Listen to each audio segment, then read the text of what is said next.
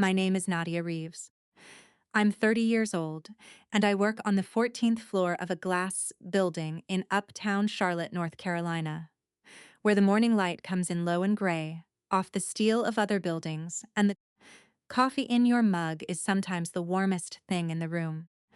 On a Tuesday morning in October, a manila folder landed in my physical inbox, the one my colleagues make fun of me for still keeping, because everyone else has gone fully digital and I still like that the particular weight of a file in my hands. It was a fraud referral from one of our affiliated banking institutions, flagged by the algorithm, forwarded to me for human review. I opened the folder, turned to the first page, and read the name of the subject, Linda Renee Reeves. Date of birth is August 9, 1971. Current address 441 Wintry Court, Greensboro, North Carolina. My mother.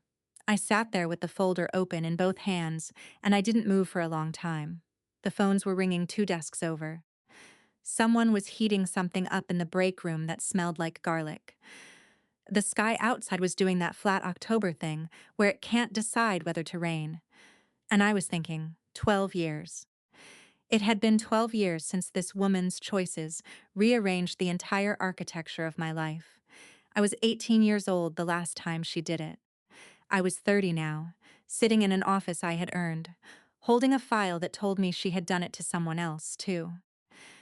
Before I get into any of this, please take a second to like this video and subscribe, but only if this story resonates with you. I don't want anyone here who doesn't need to be. And drop your location and your local time in the comments right now. I want to know where you are, who is listening. It matters to me more than I can explain. Now, let me tell you where this all started. I grew up in Greensboro, North Carolina, in a 2-story beige house on Fairlawn Drive, with a front yard my father kept mowed out of something closer to habit than pride, and a kitchen that always smelled like instant oatmeal whenever was slightly burning on the back burner. My parents were Gary and Linda Reeves. My father spent 31 years in logistics at a textile distribution company called Chadbourne and Webb. Same building, same parking spot, same lunch from the same deli counter half a mile down the road. He was a quiet man, precise in small ways, who fixed things around the house on Saturdays and watched college football on Sundays, and expressed his love primarily through acts of service rather than words. He was the kind of father you don't fully understand until you're older. I am older now, and I understand him. My mother was a bookkeeper. Part-time, mostly, picking up contracts with small businesses around Greensboro whenever she wanted the income, and dropping them when the work felt like more trouble than it was worth. She was smart with numbers, genuinely smart, the kind of fluent, intuitive relationship with figures that some people have and most don't. She ran a household budget on an Excel spreadsheet that was, I will admit, a work of art. She knew to the dollar what everything cost and what everything was worth, including her daughters. My sister Amber was born 2 years after me in 1996. She was beautiful the way some children simply are, with my mother's deep-set brown eyes and a natural physical grace that appeared very early and expressed itself as dance. By 5, she was at Miss Tara's Dance Academy on West Wendover Avenue. By 7, she was in the competitive track. By 9, she was the one the instructor pointed to when she needed to demonstrate something for the group. Amber took to the attention the way a plant takes to light, naturally, without effort, as if it had always been hers. She won a regional youth title at 11. A silver medal at state level at 12. She had a shelf in her bedroom that was specifically for trophies, and that shelf was full by the time she was 13. I was the other kind of child. Not overlooked by accident. Overlooked by design, or at least by the logic of how my family distributed its resources. I was quiet and I was bookish, and I got straight A's in every grade, which in my household was not a cause for celebration, but simply the floor, the baseline, the thing you were expected to do without comment or reward. I remember being in 6th grade and bringing home a paper I'd written about the civil rights movement. My teacher, Mrs. Hargrove, had written exceptional work, college material, across the top in red marker with 2 exclamation points. I brought it to my mother in the kitchen while she was making dinner. She looked at it. She said, "That's nice, honey." She turned her head toward the living room because Amber was practicing turns in the den, and she could hear the music starting. That was my childhood in one sentence. "That's nice, honeys." Followed by a turned head, my father noticed me in his quiet, tilted way. He was the one who drove me to the public library on Saturday mornings when I was in middle school. The one who bought me a used TI-84 graphing calculator for high school math without being asked. The one who sat on the edge of my bed when I was 14 and going through something I couldn't name and said almost nothing but stayed for an hour. He was present in the ways he knew how to be present. He was not present in the ways that cost him something, which is to say, he never once looked my mother in the eye and said, "You are treating our daughters differently, and it isn't right." He valued peace above almost everything, and the price of that peace was paid mostly by me. Amber's competitive dance career cost real money. By the time she was 12, my mother was spending approximately $8,200 a year on competitions, costumes, travel, private coaching sessions, and clinic fees. I know that number because when I was 16, I found the spreadsheet on the family computer. My mother had a folder labeled Amber Dance Budget going back 7 years. Competition dresses ran $300 $10 each. There was a weekend workshop in Atlanta with a choreographer who had credits with a Broadway touring company that cost $1,100 for 2 nights in a hotel plus the workshop fee. There were road trips to Columbia, to Virginia Beach, to Nashville, to Raleigh, my mother driving and cheerleading and photographing and paying. There were private lessons twice a week on top of the regular studio schedule.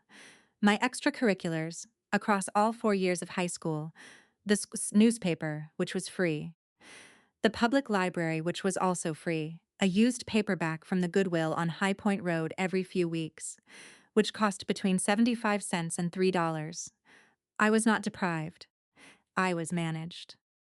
There is a difference between not having what you need and being quietly classified as the one who doesn't need as much. And I fell into the second category so early and so thoroughly that I spent most of my childhood not recognizing it as injustice. I just thought that was what the world was. I started working at 16 at the Harris Teeter on Wendover Avenue.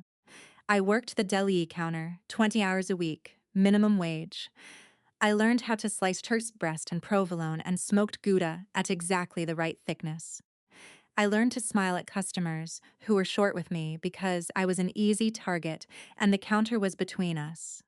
I opened my first savings account at First Bancorp with my first paycheck $212.40 after taxes. I added to it every 2 weeks. By 17, I had just over $2,000. By the summer before college, the summer I turned 18, I had $4,240 in that account. Birthday money from both sets of grandparents over 2 Christmases and 2 birthdays.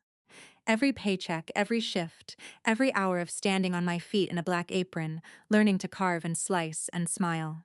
$4,240. That money was my plan, not a backup plan, my actual plan. I had gotten a partial merit scholarship, the Guilford County Academic Achievement Award, $4,500 a year, plus a federal Pell Grant of $3,200 based on family income. I had done the math with a precision that would have made my mother proud if she had been paying attention. Books, first month's groceries, the small things that fall through the cracks of financial aid packages, the $47 orientation fee, the $90 parking permit, the $200 bedding and towels that weren't covered by any grant. I had a budget written out on a yellow legal pad in my bedroom. I knew exactly what I was walking into. I was ready. UNC Charlotte's freshman orientation was the last Wednesday of August. It was the kind of North Carolina late summer hot that is almost aggressive, thick, personal, like the humidity has decided to make a statement. I was in the student union, standing in a line to pay the orientation activity fee. I handed the cashier my debit card, declined. I assumed it was a machine error. I went to the ATM in the lobby and checked my balance, $0.42. I want to pause right here because this is the part I need you with me on.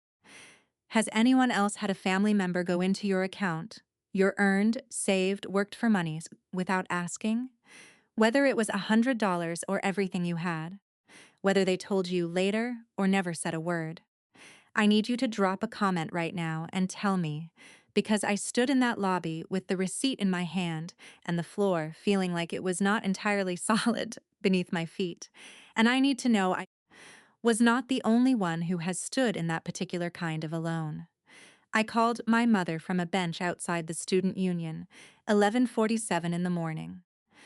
She picked up on the third ring, and the pause before she spoke was the pause of a woman who had already rehearsed this conversation. "I was going to call you about that," she said. I remember the specific quality of the air in that moment. The August heat pressing against the back of my neck. The sound of other students moving around me with their lanyards and their orientation tote bags and their parents walking beside them. "You were going to call me," I said. "Nadia, it was a situation. Amber's regional competition in Richmond. The registration, the hotel, the travel. We came up short. I thought with your scholarship and your Pell Grant you'd have enough to, Mom. That was my money. I worked for that money. I'm going to pay it back, as soon as there's $4,000 in that account." A silence. "Mom, there's $4,000. Nadia, you are going to be fine. You're the smart one. You have your scholarship. You have your grants. Amber needed it more. You're the smart one. Amber needed it more." I have turned those words over in my hand so many times in the years since that they have worn smooth like stones in a river. I have tried to find the version of my mother that said them from genuine love, from a real belief that I was capable, and Amber was fragile, and this was just a mother making a painful calculation in service of a child who needed her. I have tried to find that interpretation because it is a more bearable story. The truth is that she said those words with the flat, unapologetic certainty of a woman who had long ago decided which of her daughters was the investment and which was the infrastructure. Infrastructure doesn't need protecting. Infrastructure holds everything else up, and then you move on. She paid back $200 in January of my freshman year by check in a card with a Hallmark snowflake on the front. She never mentioned the remaining $4,040. I never asked for it again. That was the silent agreement we reached. I was done asking, and she was done pretending she planned to pay. That fall was the hardest season of my life. I will not dress it up or make it into something neat. I borrowed $12,000 in student loans to cover the gap in my budget, which meant I graduated with $29,000 in debt instead of the $17,000 I had planned for. I took a work-study position at the campus library, 20 hours a week, shelving books and working the reference desk, and checking out films on DVD to students who came in on Friday nights. By spring semester, I had also picked up 4 dish shifts a week at an Applebee's off North Tryon Street. I slept about 5 hours a night for most of freshman year. I ate a lot of ramen and a lot of soft sour sauce from the dining hall because soft serve was included in the meal plan and it had more calories than the salad bar.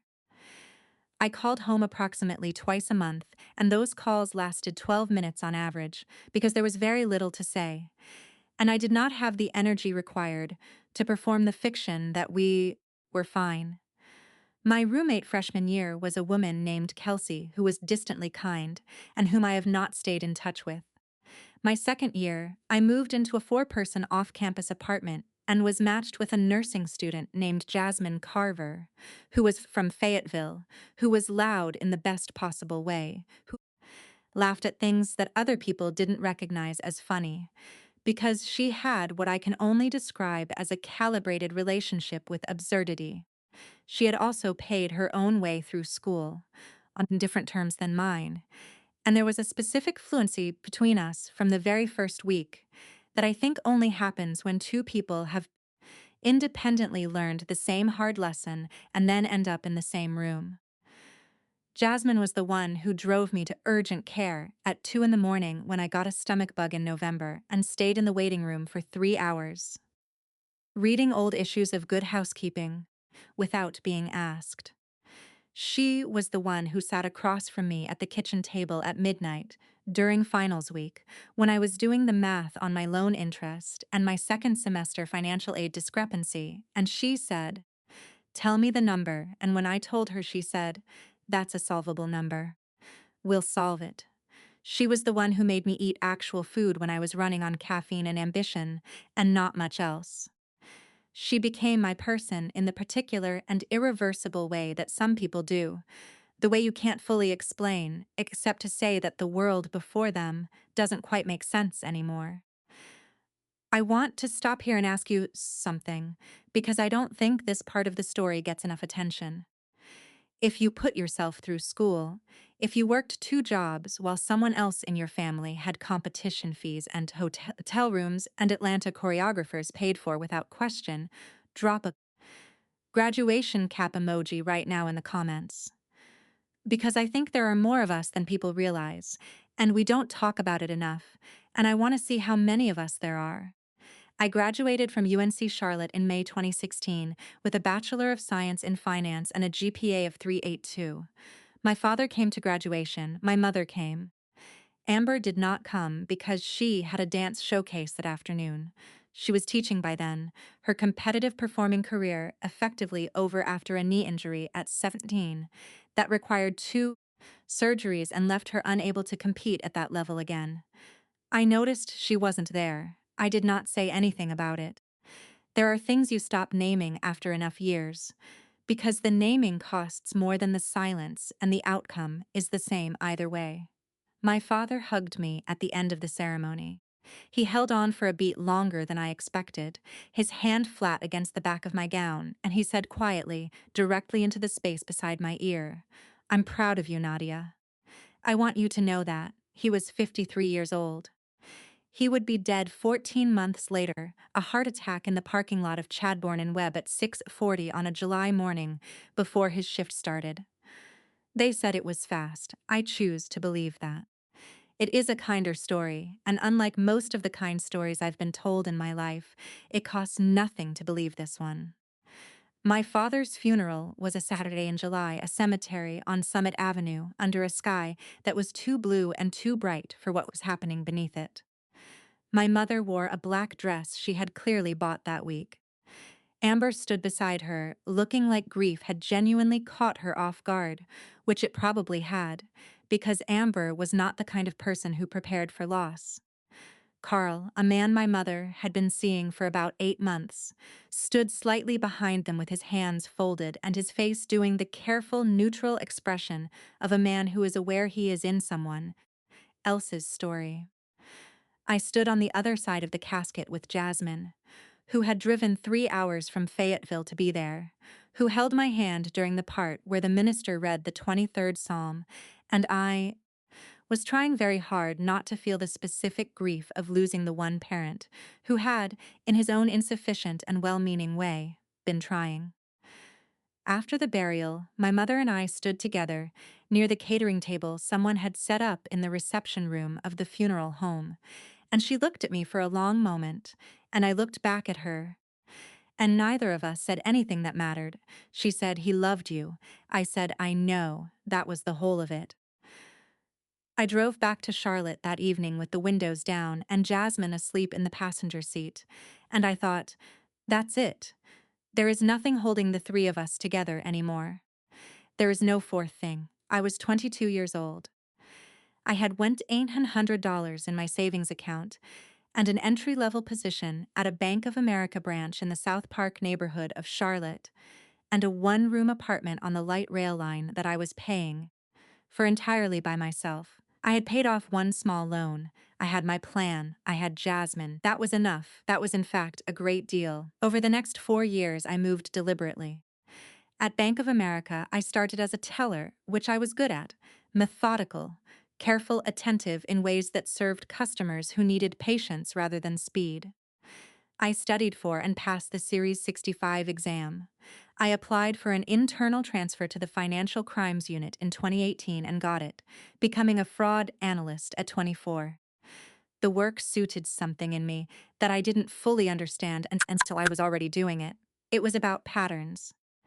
It was about the invisible architecture of dishonest behavior, the specific identifiable traces that people leave when they are stealing from systems, the small inconsistencies that look random at first and then, when you look long enough, reveal a logic.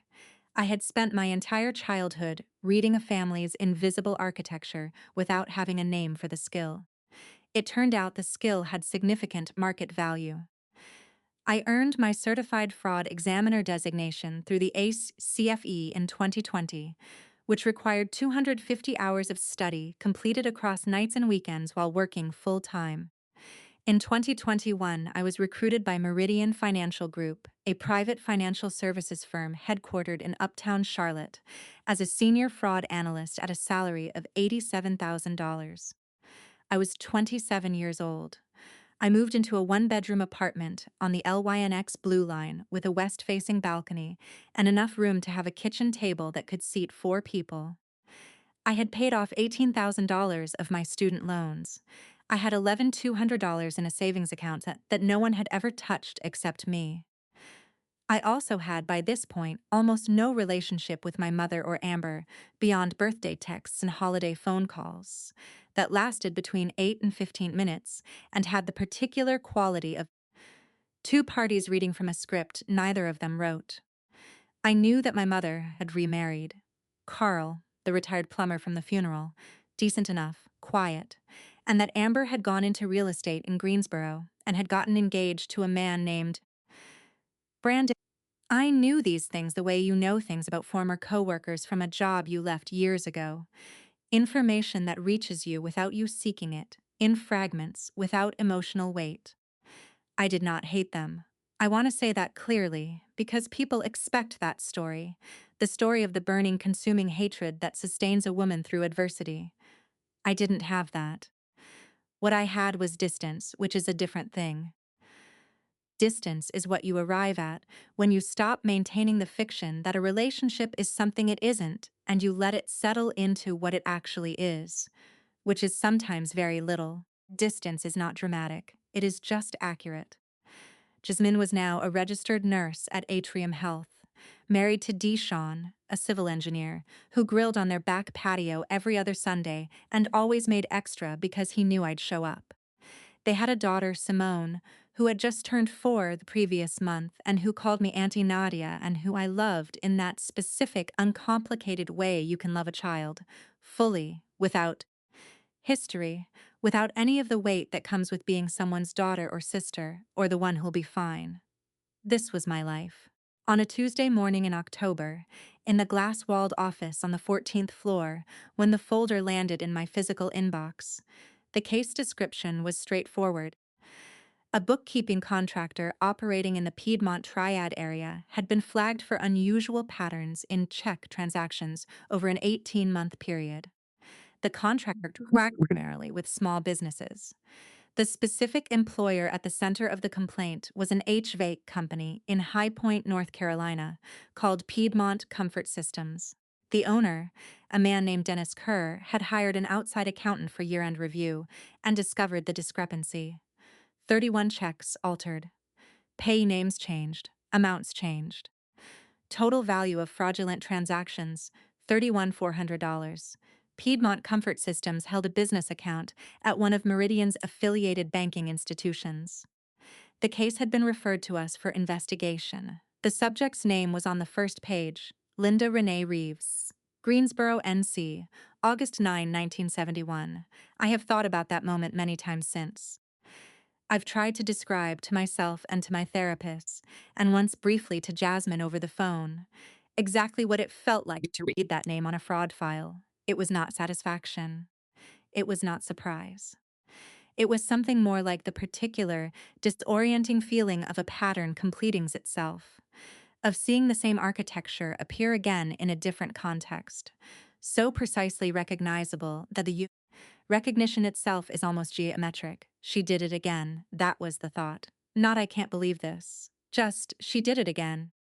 She had found another system, identified the accessible resource, and helped herself. I had not been special. I had been convenient. Dennis Kerr had also been convenient. I was just the first one. She had been a bookkeeper my entire childhood. She was good with numbers. She always had been. Now, I need to stop and ask you something, because this is the moment in this story that I cannot move past without knowing what you think. If a case file landed on your desk with the name of a person who had stolen it from you at 18 years old, who had never fully apologized, never paid back more than a fraction, would you recuse yourself? Would you set the file down, walk into your supervisor's office, and remove yourself from the case entirely? Or would you want to hold on to it? Would you feel that this was finally yours to resolve? Tell me in the comments. I have thought about what the right answer is for a long time, and I still think about it. I want to know what you would do. I recused myself before noon. This was not a heroic decision. It was the only professionally defensible one, and I made it with the detached efficiency of someone who has spent years learning to separate what she feels from what the situation requires. I went to my supervisor, Patricia Cho, 46, 15 years in financial crimes, the kind of woman who has seen enough to be permanently unshockable in a way that is genuinely comforting, and I told her the subject of the case was my biological mother. I didn't elaborate. I didn't tell her about the $4,240 or the deli counter or the ATM receipt. I said, conflict of interest biological parent need to be removed. Patricia looked at me for a long moment without filling the silence, and then she said, I'll reassign it. Thank you for telling me. The case went to my colleague, Mark Delaney, who had 11 years of experience and no emotional relationship with Linda Renee Reeves of Greensboro, North Carolina. He was, by every professional measure, the right person for it. 3 days later, on a Thursday evening, I was on my couch eating leftover rice and watching something I was not actually watching on television when my phone rang.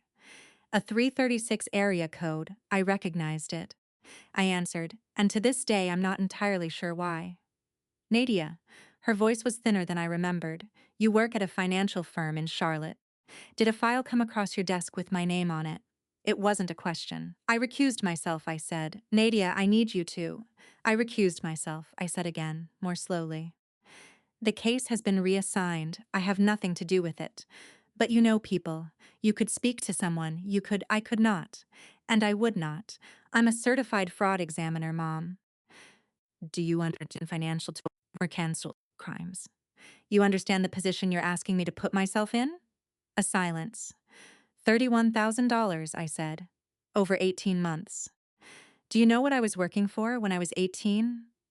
$4,000. For textbooks, for groceries, for the small things I needed when I got to college. And you drained it in one day.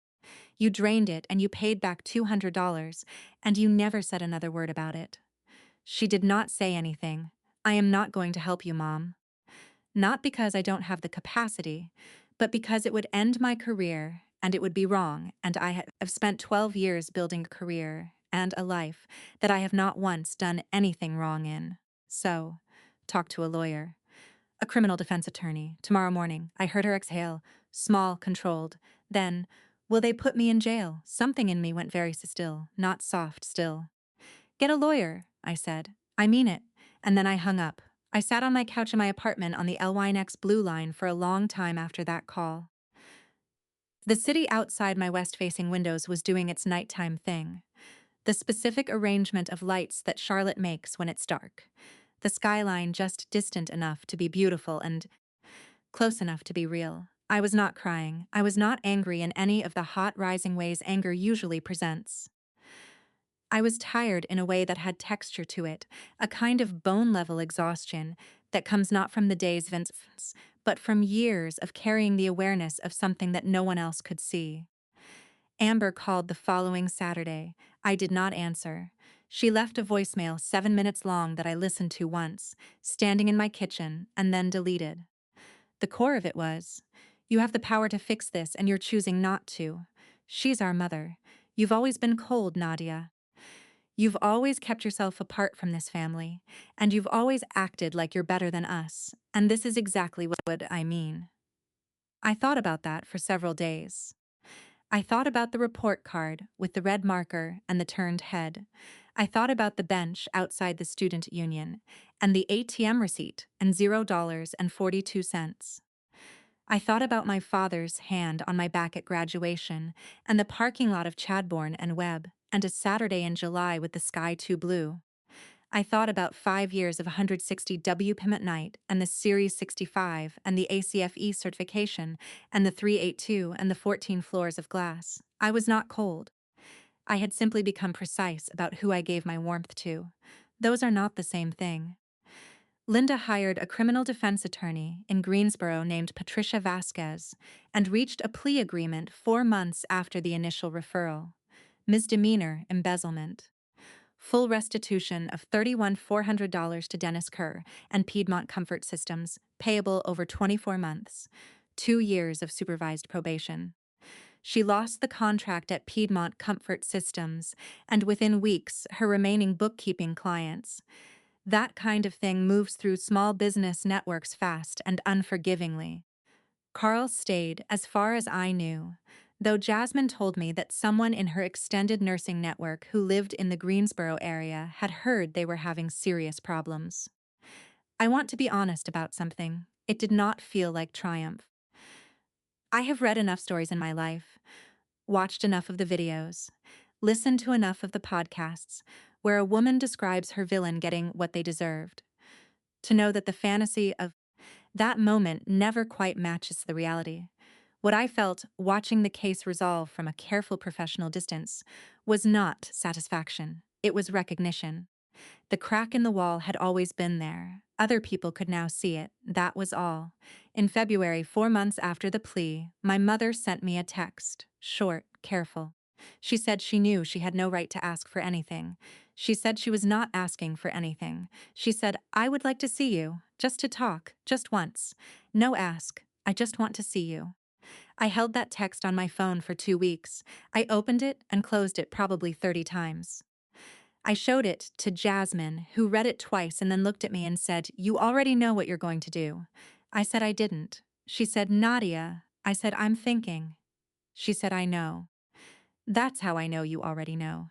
I texted back, 1 hour neutral ground, I picked the place. She said, "Okay."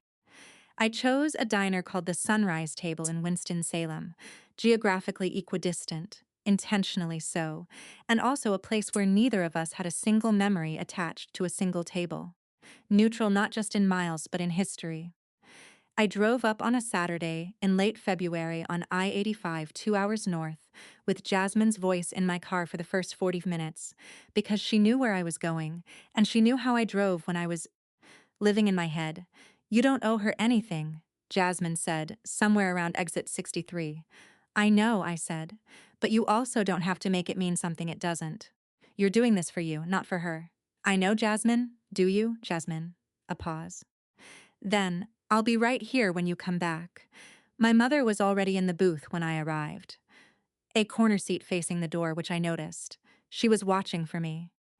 She was 54 years old, and she looked like a woman who had moved through something genuinely hard and had come out the other side with less of herself than she'd had going in.